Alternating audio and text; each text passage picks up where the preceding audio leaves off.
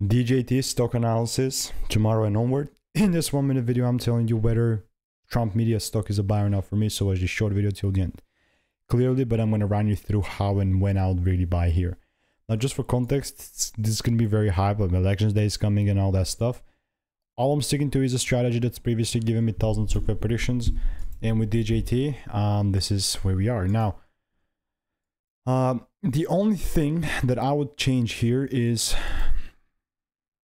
I'm not gonna change a thing, but I would what I will do is just wait, pretty much. Like, yes, the likelihood of the price giving me new highs is just crazy, but the only thing that I'm actually gonna accept is acceptable for me to do is buy only if the rules are met. And anything else, trust me, I mean, I've done 30,000 videos, literally. It's all on my YouTube channel.